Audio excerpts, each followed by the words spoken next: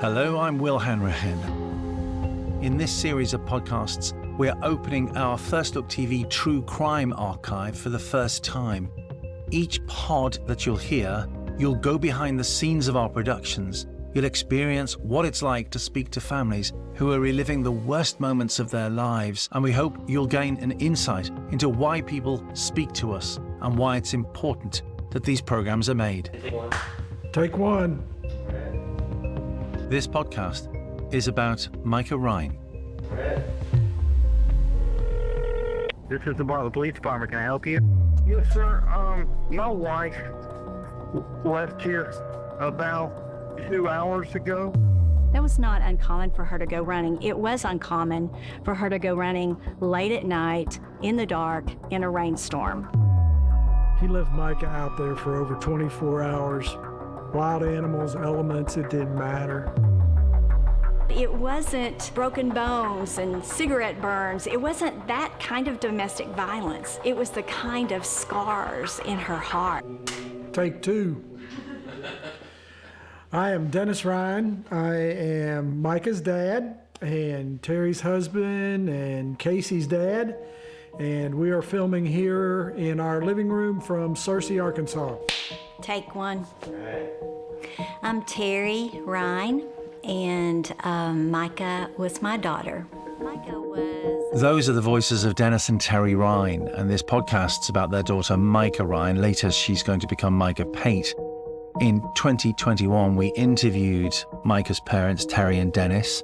And these interviews were done over video recording techniques because we were in the middle of the pandemic. And you have to imagine, when we pitch up at somebody's home and interview them about the loss of one of their loved ones, it's incredibly emotional. And empathy is absolutely part and parcel of the toolkit that all parties need, those being interviewed and those doing the interview. And during the pandemic, that eye line with our interviewees, that disappeared. And it took a great deal of determination and will and positive spirit on the part of the relatives of the victim to make these interviews as emotionally engaging and fascinating and compelling as they are. They're heartbreaking, actually. And it was all made harder because of the distance, but I think we got there. The team in Arkansas with the camera equipment, they worked hard to make everybody comfortable. And what they met and who they met was a family, the Rines, who are incredibly close.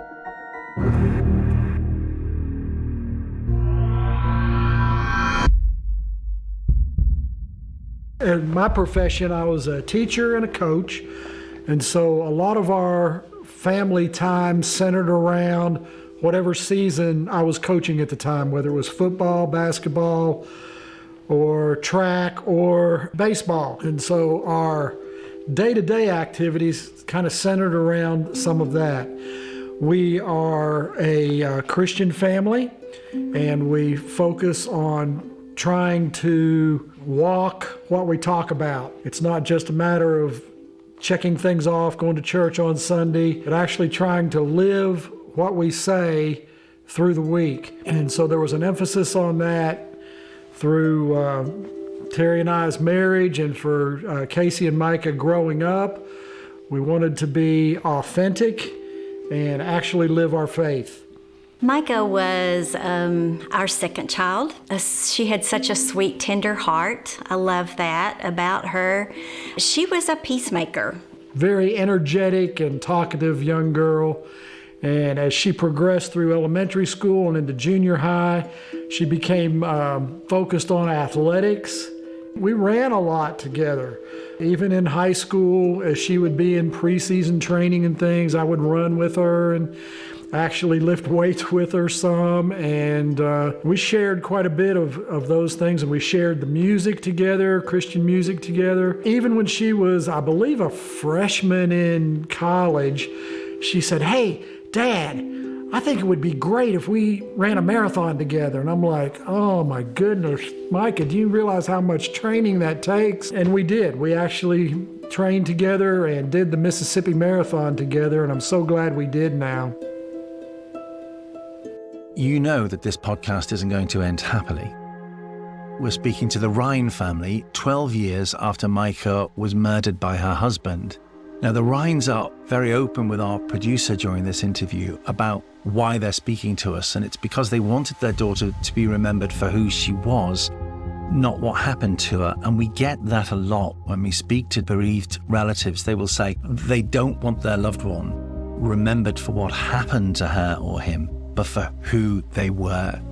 Now, our production team actually ended up speaking to her colleagues, her friends, her neighbors, and not a single person had a bad word to say about Micah. You know, so many of us look for positives when somebody's passed away, and we say things like that, I haven't got a bad word to say about her. But from day one of our research, we really began to realize that Micah was that person, a genuine good soul. She did not deserve this. She wasn't perfect, but she lived a life of purity in pursuit of a relationship with God. And so we want to honor that, but we also want to glorify God. And I think that Micah would want us to do this as well. And so any of your viewers who might see this may just go, oh, well, that's just some sad people in the States that had a daughter that got murdered, and I'm sorry about that. But there's a whole lot more to this story than that. And it really is a God story. Like so many grieving family members, the Rines also want to educate.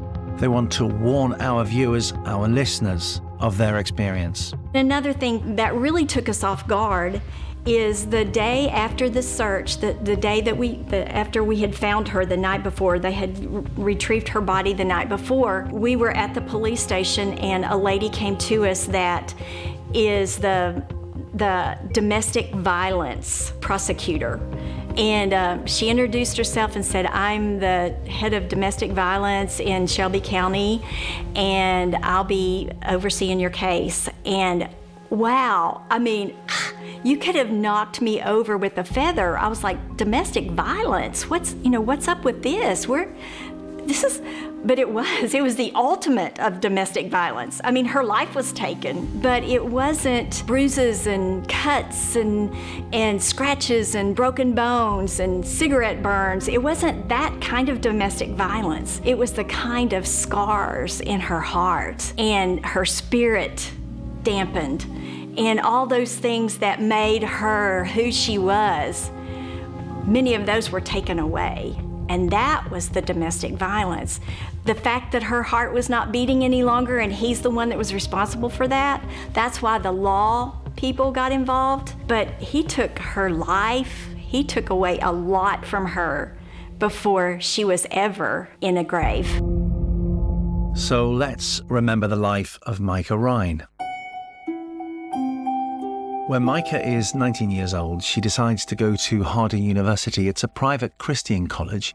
It's not far from her home, and she wanted to pursue a nursing degree. She just got a job as a nurse's aide in the hospital setting, and she did that as part of her research to see if this is something she really wanted to do. You don't take on that profession without having a heart for the vulnerable and for the broken and the hurting. She was excited that she had found something that was her niche, something that was good. And so, yes, she thoroughly immersed herself in the whole environment. Even though it's right here in our hometown, she moved on campus and lived in the dorm. And so moving her stuff into the dorm, she said, don't think I've just moved across town, just act like I've moved across the country. And so, wow, that was a hard thing for moms to hear, but basically she was saying, give me my space. And that was pretty monumental. While at university, Micah meets the man that will go on to be her husband. He's a guy called Thomas Pate, a basketball player also at Harding University. They begin dating just after New Year's Eve, and after just 6 weeks, she brings him home to her parents. They have a regular Wednesday night Bible study. First impression was, he's okay. Wasn't over the top impressed, but didn't have any big red flags to start with either. As far as us and our impression of him, he's very down to earth, and pretty much what you see is what you get from him. He's very tall. So he commands a lot of presence in any room that he's in because he's head and shoulders above most everyone else. He's nice looking, but we just were still gathering our evidence and gathering our facts and trying to figure out if we thought this was a good fit for Micah. He had the right words and knew the Christian lingo, so to speak. And so he would say some of the right things and do some of the right things. And even asking him to pray at home Bible study, he would say what I would call a typical prayer. And so it would be very generic. We found out pretty quickly that much of what he was about was not like Micah. And we could not identify exactly what it was and name what it was, but it just did not seem to be a good fit. As I look back on it, from my perception, it was the game that he was playing. He knew the right lingo and the right things to say to try to impress us, but was he really living it? With some comments that I know from his fellow teammates that have told me afterwards, he wasn't authentic. The Rines as parents probably saw some red flags during this first few months and during this relationship, because Micah and they were deeply Christian and devout. Micah's parents still are. And they come across this chap, and Thomas says the right things, but is he devout? Is he one of them? And that thought, freely, they told us, crossed their mind. But the problem they had, and it's a problem all parents have, is you can't make decisions for your children. Well, one of the things that Terri and I have learned through this process is we don't get to make decisions for everybody else or our adult children or our close friends, or everybody gets their free choice. And so we honor that because that's a God-given thing. God gave us free choice, and you live with the consequences after that.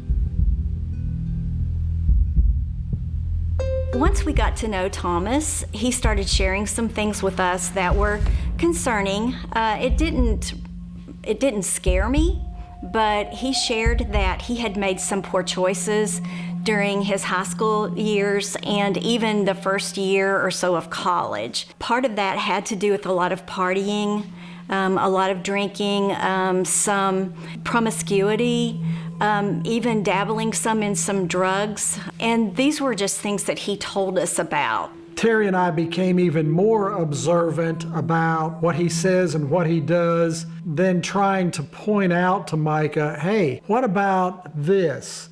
All along you've said that you're going to keep yourself sexually pure until you're married, but that you know that Thomas has told you that he has not done that.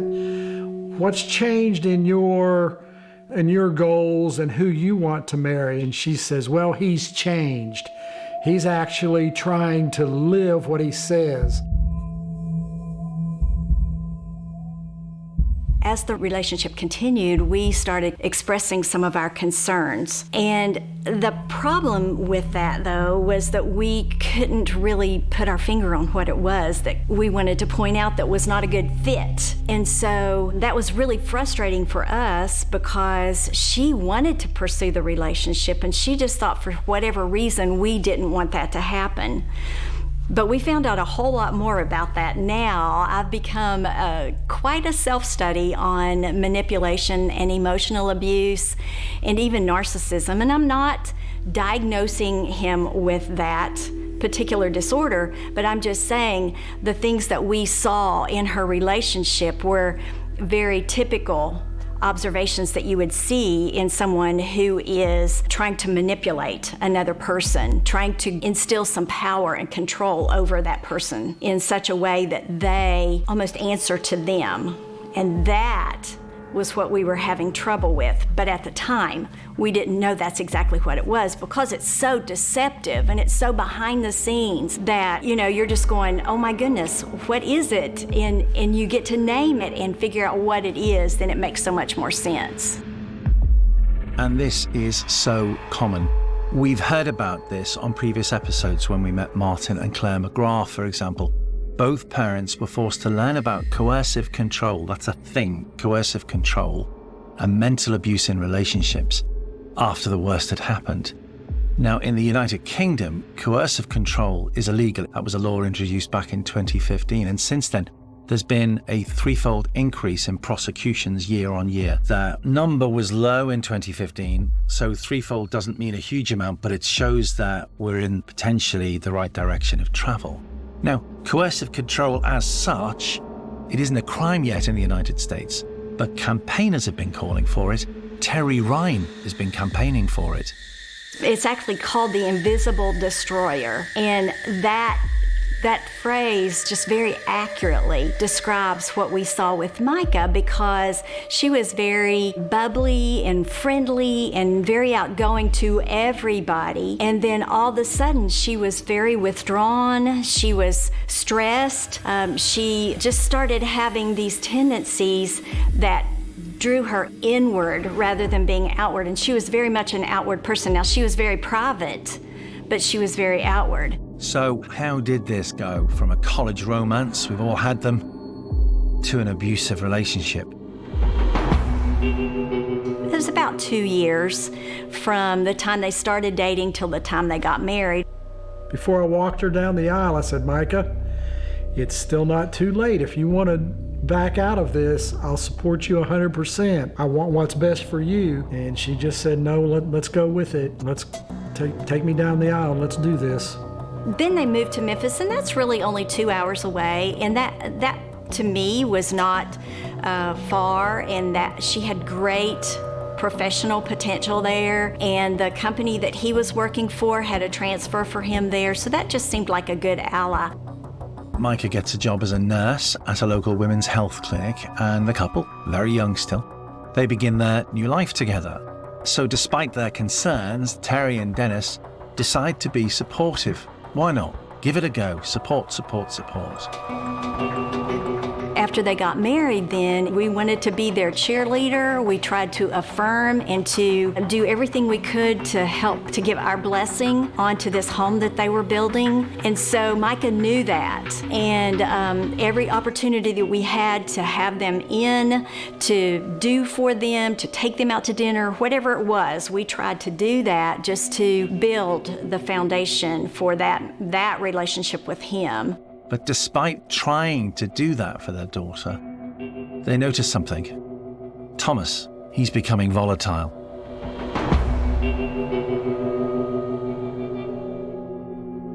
I had noticed anger in Thomas before, and it seemed to intensify a little bit more with the marriage. A couple times as I would talk to Micah, and we would talk back and forth at least twice a week on the phone. I'd just ask her how things are going, and she would hint at, well, Thomas and I had a good day. We were able to work in the yard today without any issues. One of my regrets is that I did not press more when she would say things about, well, we had a good day today. We didn't have any arguments or fights. Okay, good. What have you been fighting about? I didn't feel that was my place to pry at that point, but now I wish I'd have pried a little bit more. As Dennis talks to our producer, you can hear him remember those small moments that he now recognizes as warning signs. Let me back up just a minute again. I want to share another story that shows the anger and the back and forth manipulation. Oh, you're so good. Oh, I hate this. What are you doing this for? Kind of situation. There was a situation, it was really happened in our front yard. Thomas had a hunting dog, and he told the hunting dog to stay in the back of the truck. And then Thomas went off to do something else, working on a trailer. Well, as the dog was still pretty much a pup, it saw Thomas go over there and work on the trailer, and then the dog got off the truck and walked towards Thomas. Thomas screams at the dog, I told you to stay on that truck.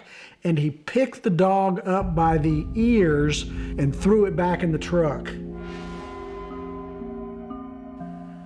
Extreme anger, extreme violence. But then 2 or 3 minutes later, he goes back to the truck and is petting on the dog and telling the dog how sweet it is. And so these extreme moods in anger and behavior. And that's an illustration to show how a manipulator works on a person as well. There'd be this argument and belittling. You're so stupid. Why can't you get this right? And then at the other extreme of saying, oh, you're so sweet. I love you so much. And you have these extremes in grooming and then the anger issue. I think that's outside of normal behavior.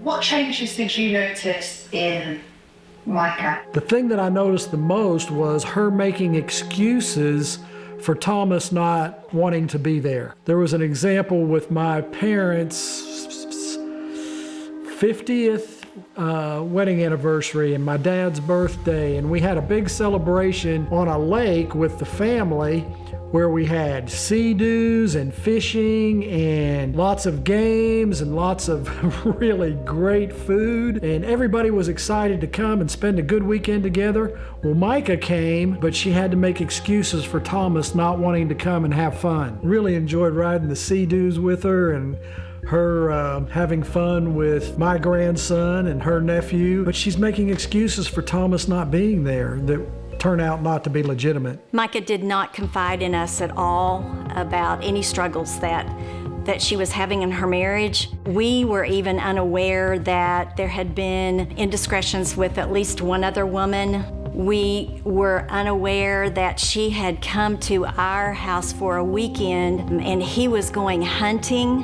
is what he said. And he actually spent the weekend with a young woman in Tunica. We were unaware of all of that. We were unaware of his promiscuity and his attraction to pornography on his computer. We didn't learn about the counselor. They had a pastoral counselor from their church, and then later on had gone to a professional counselor, and I believe there were only 1 or 2 sessions with each, and we didn't learn about those until afterwards, and there's a lot of documentation about that in her journal.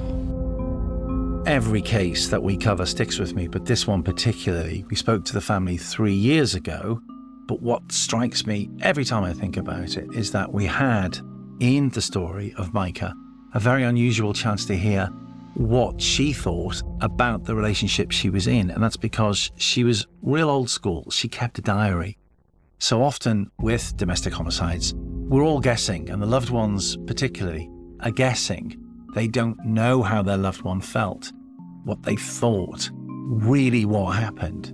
Terri and Dennis, they do. They've got something to go on because of that diary. A lot of what she wrote, it's private. They won't reveal it. They have this time capsule to remember who Micah was in her own words. But very kindly, they were able to share some of what Micah wrote.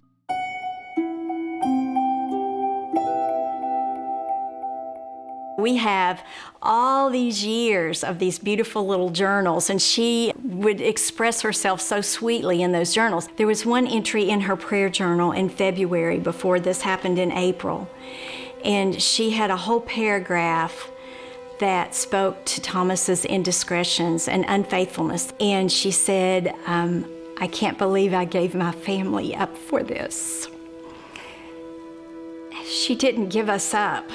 We warned her, and we were so sad that she didn't heed our warning, but she didn't give us up. But in her eyes, it was him or us, and that makes me so sad.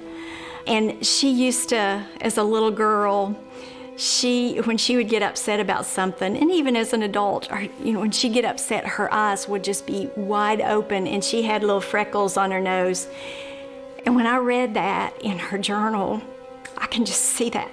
I can see that sweet little girl with her eyes wide open like, oh my goodness, now I get it. Now I get it. And that was hard as a mom to read, because she could have come to us. We could have prevented this. This did not have to end this way. Because of the journals, we learn how difficult the marriage was for Micah. She talks about Thomas's abuse of alcohol, how he's often angry, controlling. She prays for strength to handle his apparent pornography addiction, and she believes in the power of prayer. She writes about his infidelity and she's praying for him to change. It's through these journals that Micah is able to literally advocate for herself, even after Thomas takes her life. Because remember, we know that Micah was in an abusive relationship, but to those around her, they couldn't really know what was happening behind closed doors. On the 30th of April 2009, Dennis and Terri get a call from Thomas. We got a call that Thursday night. I think it was around 10:30 was the first call, and just said, Thomas said, hey, do you know where Micah is?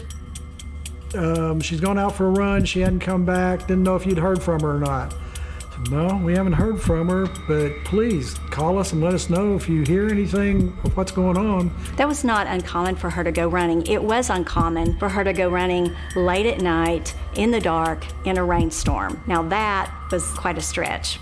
And so there was at least one other call, or maybe two, I can't remember. On the final call, it was, okay, Thomas, you need to be calling the police and start a search.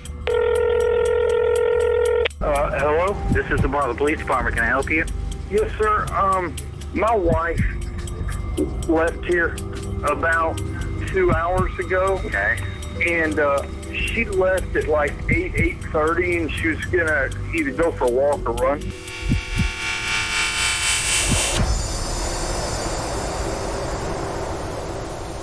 We got to Memphis between 1 and 2 o'clock in the morning.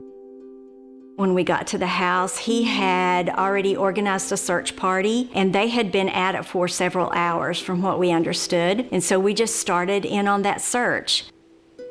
So I started running the routes that I knew that we had been on, different routes that we had run from her house. I started running, and Thomas's sister actually went with me. And so the two of us ran till early in the morning, between 5 and 6, I think. We heard sirens and went back to the house quickly to see if the police had found anything. People were coming and going. The police did a full-blown search. They had dogs, just the whole works. I believe Lieutenant Halford came to the house about 7 o'clock, and that's when the investigation became much more intense. Lieutenant Halford ran the investigation, and he moves really quickly. Micah has gone missing in an area locals call the Loosahatchee Bottom. You got to picture this. It's a wooded area. It's filled with running trails. It's the back of beyond. That particular time, it's like a monsoon. Now, police know that any evidence of where she has gone is right now being washed away, so they do have to move quickly. Our team spoke to volunteers, there were a lot of them, who helped with the search. They had SUVs driving the roads and friends and family running the trails. When Halford arrives, almost the first thing he does is to move the family to a police station. Looking back, I think Lieutenant Halford knew pretty quickly that Thomas was lying because of some things that didn't add up. And that's when he moved us to the police station while the police got the warrants and searched the house and continued the investigation there. The interrogations started at the police station. One of my first questions for Lieutenant Halford was, why are you taking Thomas to this other place? And he goes, well, typically in these situations, the first person we have to eliminate is the spouse. And so we're going to question him separately from the family. And I was like, okay. You do what you have to do. We just need to find Micah. And so that's when it began to sink in that we've got a problem. You're now listening to Thomas Pate actually in the interrogation room. Thomas, did something happen to Micah last time? Just nod your head, yes or no. Did something happen to Micah last time, son? Thomas? Yes or no? Okay, that's yes. Right, that's it. Is that right? His father is in the room with him. He's pleading with him to admit what has happened, to come clean. Son, look at me. You have plenty of polygraph. If you have any idea what happened to your wife, where Micah is right now. You have to respect what is going on here. A father suspects or knows that his son may be responsible for the disappearance of Micah. What does the father do in this instance? He does the right thing. I'm going to get my son to tell the truth. You tell me truth. Now spit it out. Now.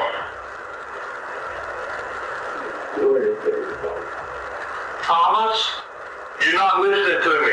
And he just powers through the blubbing and the reaction of Thomas to get to the truth. It's a remarkable piece of parenting because it puts not just his son to the fore, but also somebody else's daughter. Did you shoot? Did you shoot Mike? Did you shoot Mike?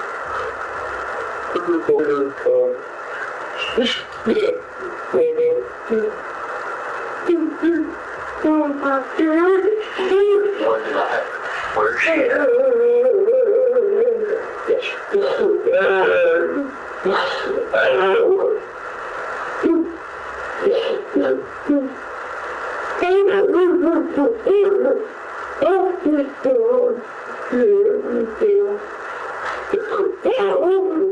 Thomas Pate does confess to killing her.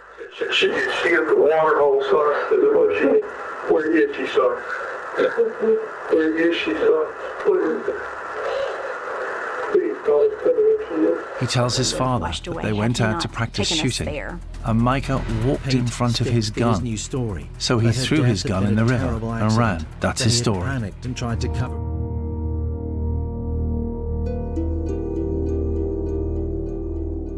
We found that Thomas had made the statement that he had shot her and left her lying in this low-lying area that was real muddy and marshy, and during a rainy season it floods. If that rain would have continued, and it did, her body probably would have washed away.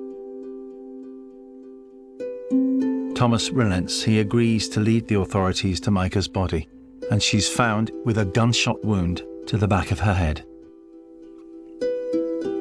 He left Micah out there for over 24 hours.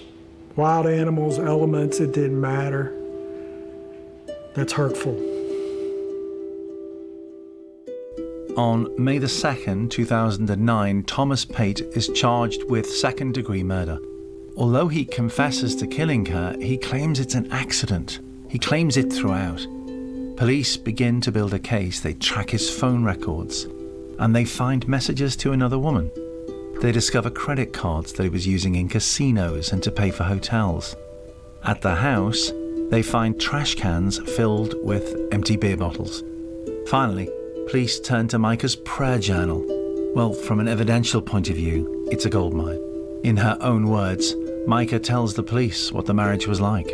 We learned about some more drinking and the affairs. The conversation in her journals lead me to believe that I think he did have power and control of her for a while, but I think she challenged that, and that's what the turning point was.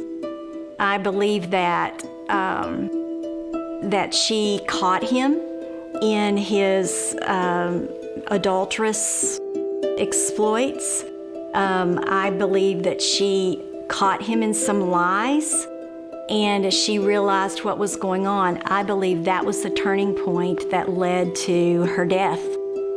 I never would have thought that he would have taken her life. I just didn't think that, I just did not think that. And after the fact, and seeing his testimony on tape and hearing the police tapes and just how he's reacted after the fact, it just gives me chills. Thomas Pate never admits to intentionally killing Micah. He is eventually offered a plea deal, second-degree murder, with 15 years in prison, but he declines it. For almost 2 years, the family wait for the trial, and that's hell in its own right. And then on Monday, March 7th, 2011, Pate enters something called an Alford plea. An Alford plea, it's a type of guilty plea in which the defendant does not admit to committing a crime, but agrees that the prosecution has enough evidence to obtain a conviction. It's unique to the United States, the Alford plea, and we discuss it with the prosecutor who led the case in one of our episodes of Meet, Marry, Murder, which you can watch on our YouTube page, and we'll include a link in the bio of this episode to that program.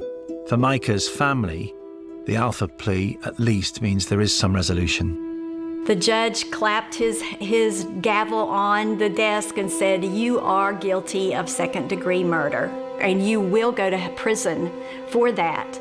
And so I get it that you're claiming this Alford plea, but you're guilty. There was part of me that felt some relief. We get to feel some justice. There's a consequence being paid for what happened to Micah. But at the same time, he didn't get a life in prison. And he gets a chance to get out after 25 years. And so I think that, from my perspective, that's God's blend of justice and mercy, and I accept that. And seeing some justice gives me the chance to offer forgiveness, because that's what Jesus has asked me to do as well, is to give forgiveness. So I forgive Thomas. And it's up to him what he does with that after this. So that was the end of this tragic story in many ways, but it isn't, because unusually we can still hear from Micah. Her words still alive today in her diary and spoken by her dad. I don't know that anybody shared this story from the very end of Micah's journal, the last page. She writes this on her birthday, the 28th. She's murdered the 30th. But she talks some about the difficulties in the marriage, some again about the pornography and some things like that. And she's obviously very frustrated. But she ends her journal in a prayer to God, telling God, "I love you so much, I really just want to be with you." And I'd have to say that Micah's prayer's answered, because right now she's with God. The voice of Dennis Rine. You know, I'd like to thank all of the Rine family and all of those volunteers and colleagues who helped make this program and tell the story of Micah, because it's an important story. So thanks to them.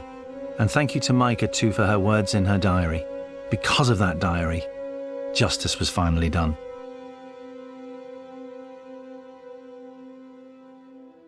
You've been listening to a true crime podcast from the team at FirstLook. For more true crime content, visit our YouTube page. The link is in our bio.